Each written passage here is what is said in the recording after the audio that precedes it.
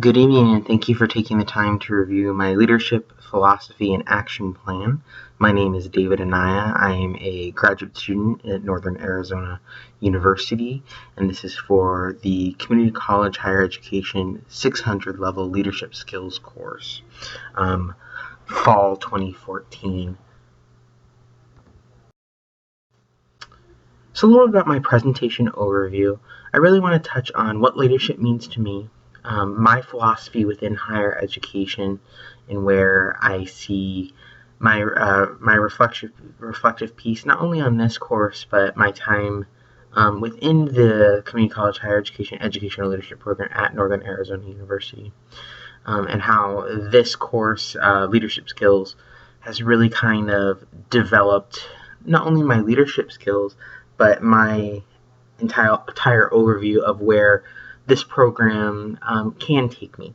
And in conclusion, really kind of talking about where I go from here, and really kind of talking about what short-term goals I have in mind and long-term goals, and how we can possibly achieve those. So to start off, what leadership means to me when starting this course, especially going into undergrad, having completely different career goals, and then realizing through leadership development opportunities, student leadership opportunities, and working with mentors, really kind of knowing this is the career path that I want to take, and how I can then myself use these leadership skills not only to motivate others, but on top of it really kind of set a strong foundation for myself. I think this all kind of starts with leadership versus management. We kind of touch base on this during and throughout the beginning of the course. I'm really kind of talking about how we manage people versus being a leader, and how not only they intertwine, but how they are different. For me, being a leader really kind of starts with that conversation of are you a manager or are you a leader, and how can a manager be a good leader, and vice versa. I think they both play an integral role in one another, and really kind of balance one another out. I don't think you need to have a manager title to be a leader. There are often times that I'm learning myself from my students, and really kind of allowing my students to manage a situation or take the lead on a project, and really wear that manager hat, but then have them utilize their leadership skills to benefit not only their colleagues, but myself as well. I think it's important when you think of what leadership means. Is there's no one right way. We definitely touch base throughout the course that there's no real definition of leadership. Through decades, they tried to develop one, but it really didn't work. And that's because there's so many different ways to define yourself as a leader and truly be a leader and represent that. So I think there is no one right way. It really kind of depends on how you develop your action plan and your philosophy, and use those to complement one another to really push the idea that you have forward, and work with your team to do that. I think it's also leadership is about having and being a positive influence, whether it's with your colleagues, your mentees, or even your mentors, and really kind of utilizing what you've learned and how you develop even further, and being that positive influence.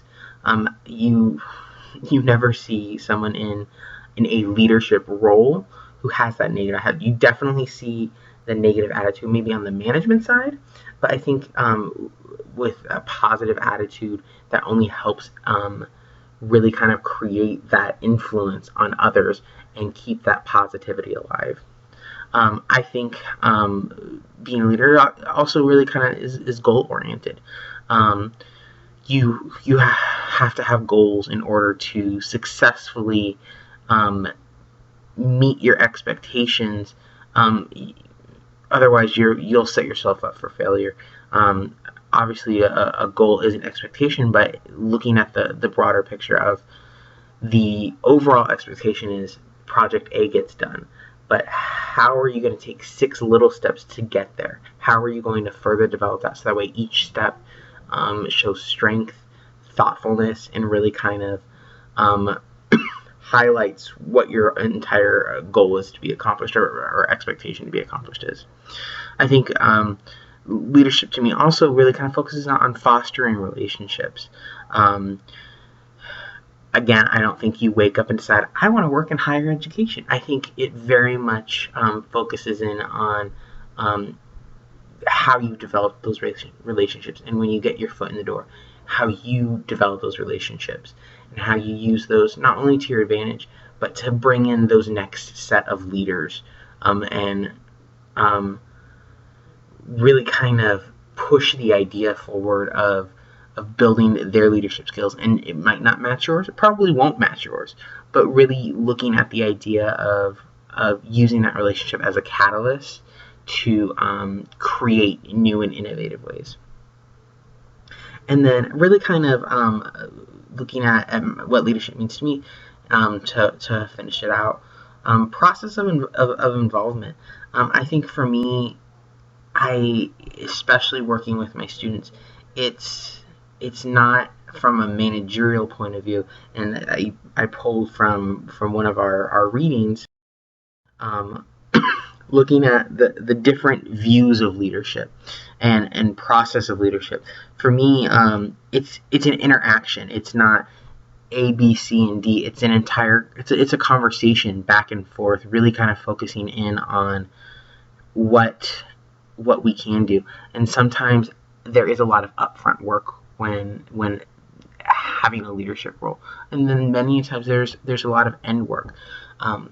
But I think it's about being involved in the conversation throughout the entire process, and being there and being seen, especially with my goals, which we'll touch on in a little bit, but really kind of also looking at the overall idea of how do I develop student leaders, and how do I help them see not only their value in what they're doing, but their continued growth. And I think it's about being at the table with them and really kind of asking those questions. Well, how would you do this? What would you do? I have an answer.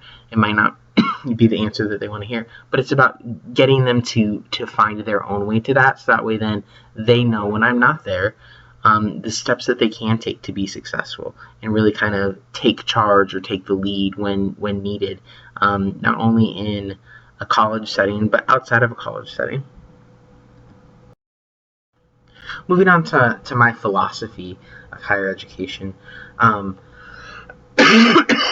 I've had the privilege of working in higher education for about 2.5 years now, and also that time, I've never really thought of it as a job.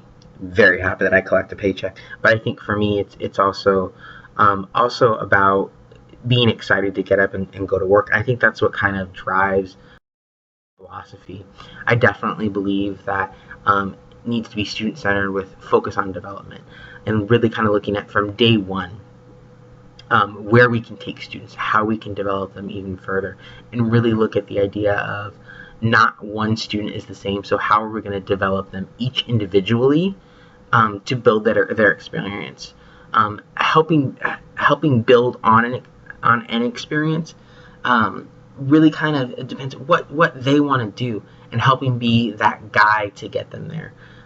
For many students, it's the first time them living away from home or not having that support system, so helping them figure out where they can build on the skills that they need to develop, but even further help them develop others as well, and really kind of have them at the table and in the conversation. At my institution, we really kind of talk about the individual story of each student. It all starts differently. The one thing that connects them is that they are part of this institution and will hopefully be walking away within 4 or 5 years with a college degree, and really kind of knowing that on day one, everyone's starting with chapter 1, but where are we going from here? What is your chapter 2 like? What does your chapter 6 look like? Are there ups? Are there downs? How do we make that experience? Sometimes it's good, sometimes it's bad, but it's your experience. How can we have them own it and really move them forward? I think my philosophy always starts with education is never ending. You're always learning new things. You're always needing to develop yourself. I think your leadership skills are never fully set. You're always needing to learn and improve. And I think that's why we always look for professional development opportunities. For me, leadership and development go hand in hand. It's a team effort to really kind of move the idea forward of what your leadership style is, but on top of it, how you teach others and how you develop them. There are many times where my students are bringing ideas to me, and I've never heard of it, but that's because I'm not 18, 22 years old anymore, but they are. So they're, for lack of a better term, in the know and really can focus on what they want to see, what they want out of their experience, but on top of it, what they can teach me, so that way then I can help teach others and know where they're coming from to better serve them. I think also looking deeper into my philosophy, I kind of discovered throughout this course that my leadership skills also really kind of need to look at institutional development. And I think that's something that's very important. We are the workforce of higher education and really need to be there in a sense of how are we developing the institution? How are we moving the idea of higher education forward? How are we really looking at how our institution is serving our client, the student, and being sure that we're there for them? I think something that we sometimes forget is higher education has been along for a long time, but sometimes it's not changing.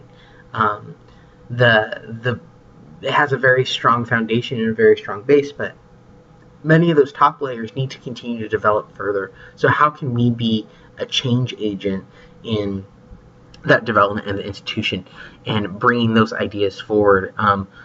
And really working with not only administration but with students to find out how can we make this institution bigger than the four walls of the classroom or the student life space or the residence hall. How can we create environments that are catalysts for the bigger picture? My undergraduate time was spent at Arizona State University. And one of the things that the president there, Dr. Michael Crow, really kind of touches on is priding themselves on who they include, not who they exclude. And I think that goes hand in hand with being inclusive, but then developing the institution even further. That speaks mountains to me about priding yourself on who you're including, and really kind of looking at the idea of where the world is going and how we can be part of that inclusiveness, and really looking at the overall picture of making students feel included. At the end of the day, whether a student graduates, and we're hoping all of them do, they will carry the institution with them for the rest of their life. It's something they can't give back. The experience they can't give back. So we want to make sure that environment was not only healthy, learning, but inclusive. One thing that Arizona State University is doing right now is they now offer gender-neutral housing for students who choose to identify as gender neutral. And I think that speaks mountains too of ways that institutions are developing further to make students feel more comfortable, include them in every aspect of the institution to further not only their experience but their development, having them have a voice at the table. And then to finish out my philosophy, I think it all depends on assessment. I'm a big assessment individual and really kind of view everything that I do, whether it's student programming or student development, of using the information I can gather back from students I've worked with, faculty I've worked with, colleagues, my supervisor, and really looking at what went well, what didn't go well, what are we going to do to push the envelope next time? How are we going to make ourselves better? For me, it's about, or for higher education, it's about challenging yourself, learning new things. So I think that I definitely keep that part with me too in my philosophy, because I can assess everything I've done so far, but I want to know, how can I push the envelope further? How can I continue the development of myself, to make me a better, not only employee, but also a better leader for the individuals I'm working with, whether it's me in a supervisory role, or me in a coordinator role, or me working with students to help them to develop, and really allowing myself to step back and find out, what am I doing good, what am I doing bad, what can I do to better serve not only the institution I'm working for, but the client I'm working for, the student. Talking about all this, and really kind of looking at the course, I kind of did my courses backwards a little bit. I'm hopefully going to be graduating this semester, and I really wish I would have taken this course my first semester at Northern Arizona University, because I think it really provides a lot of good tools, and a lot of good thinking material, as I like to call it, for reflection on other courses. I think even in this semester and some of the other courses I've been taking, it's allowed me to really kind of look at, well, like, how am I approaching this? How am I able to use this material and develop my leadership skills further? Again, going back to what we talked about a little bit earlier in my philosophy, is your education's never ending. You're always learning. You're always building on top of another. So I'm glad that this course exists, and it really kind of allows, or it fits in very nicely with my program of study, because it allows for that again, additional development opportunity. It definitely increased my knowledge base on leadership. I've always known that there's several different ways to get from point A to point B, and I think the same goes for leadership. You can solve the problem in many different ways. It all depends on how you work with your audience and how you can move that idea forward. I really kind of talked about leadership delivery methods. There's no right way one right way to get there. It's really kind of depending on your leadership style and how you push that idea forward.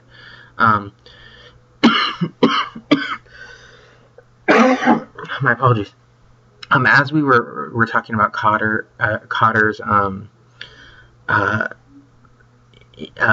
leading innovation change, we definitely touched on something that hit home for me this semester in my office. We're going through some transition, so I've really been able to embrace this course even further and put it into practice in my office, especially Kotter's. And there were steps that I was doing, and then being able to reflect on it even further and be like, oh, it was kind of naturally happening. But then being able to go and look and be like, okay, now I understand my thought process in this, because I didn't really know it at the time. But when two of your supervisors leave, and then two of your colleagues leave, and you're there by yourself preparing for a new batch of students to come in August, and still not have that support level and that staff there, really kind of looking where you can pick up the paces, and who's looking to you for leadership, whether that's the student workers at the front desk, or my new graduate assistant who is fresh out of undergrad and moving forward and wanting to take a pathway in higher education. How can I be an agent of change for him, and still move our office's initiatives forward, and really kind of take what the dean is telling me and saying, hey, here's my goals for your office, and really kind of take that and move with leading change forward this semester.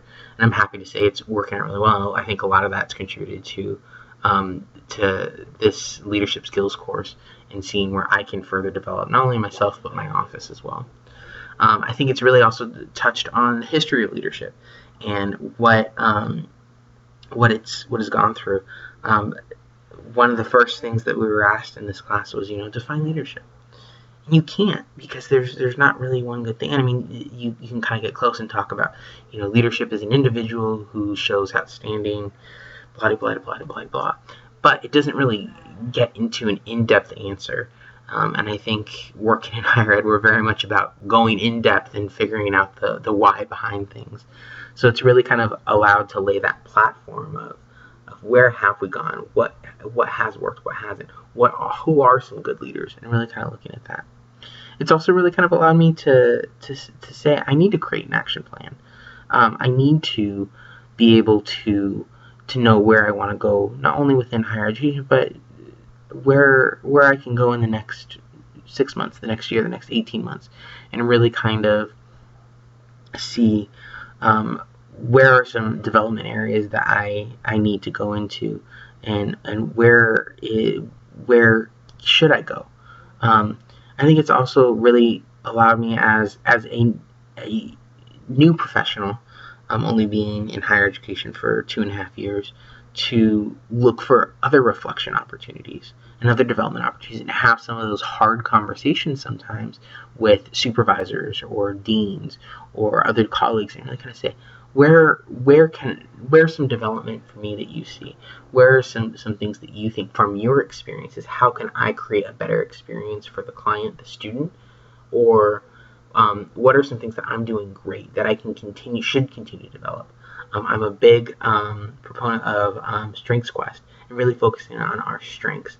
I'm very much an includer, and I think that's very obvious when I'm working with my students of how can we make sure that everyone's at the table, providing input and being there, being included in the idea of, and being passionate about what we're doing, and really kind of allow me to ask some of those questions, not only to my students, but also to my colleagues and supervisors. One video that I love to show to all of my students, and I've included it in my works cited page for your review if you're interested, is there's a man out of Toronto who was at a TEDx conference, and he talks about lollipop moments, and it really kind of hit home for me about being a leader and creating experiences for anyone. So it's something that I really enjoy, and in the past 2 years I've shown it to my students during training sessions, and really kind of talks about what kind of leader do you want to be, what kind of experience do you want to leave behind and create for students, and really kind of focus on students don't always remember your name or what is, but they remember the experience, and really kind of using that as a catalyst of how are we going to create those experiences, and how are we going to develop your skill set to get you there, to help you in creating those experiences. Just because we're building things for other people doesn't mean we're not building something for you, and really kind of pushing that idea forward.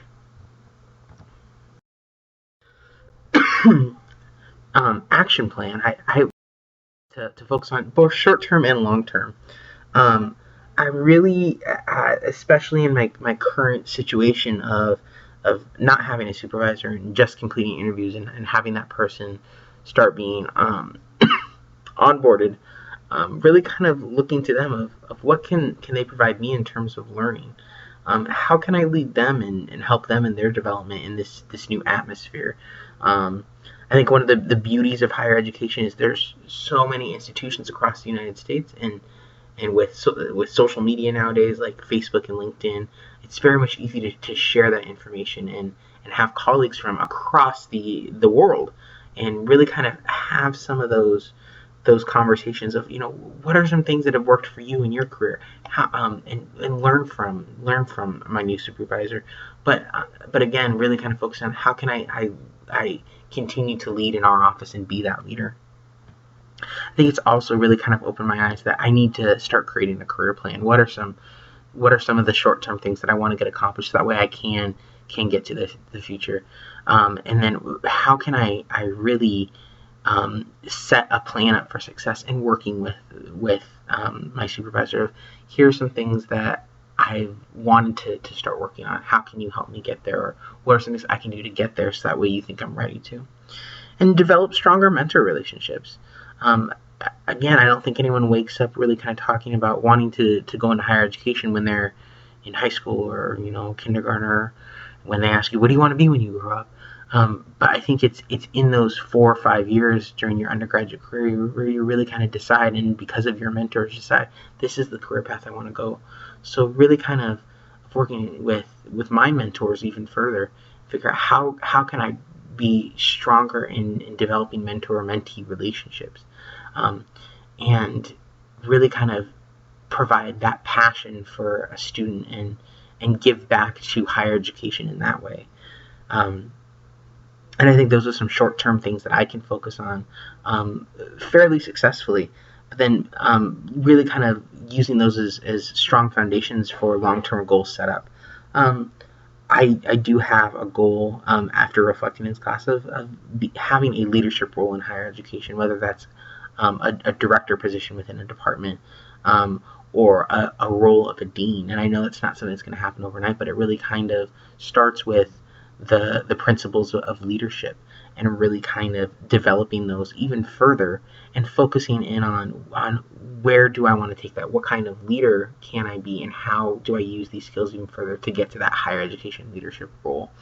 And yes, it'll definitely be viewed as a management role, but it's also an opportunity to combine both of those titles again, of how are you managing being a leader, and how are you taking your management team that you're working with and having them be good stewards of the institution and leading their teams even further. How can you really kind of take what you've learned and build on it and teach others? I really enjoy the opportunity of presenting on research, and that's something that I haven't had the opportunity to do yet, and it's something I don't think I can do in the near future. As I continue my development, though, it's something I really want to do. I want to present on research, and maybe that research is focused on student leadership or leadership skills, and how what the research is telling us. But on top of it, like, how can I provide and give back in that way, and be like, hey, here are some things that I've learned. Yeah, and somebody from far away, not in Northern Arizona University, benefit from that research or knowledge. Will in 10 years somebody taking CCHE 600 leadership skills be viewing my research in an article that's being pulled and put on Blackboard?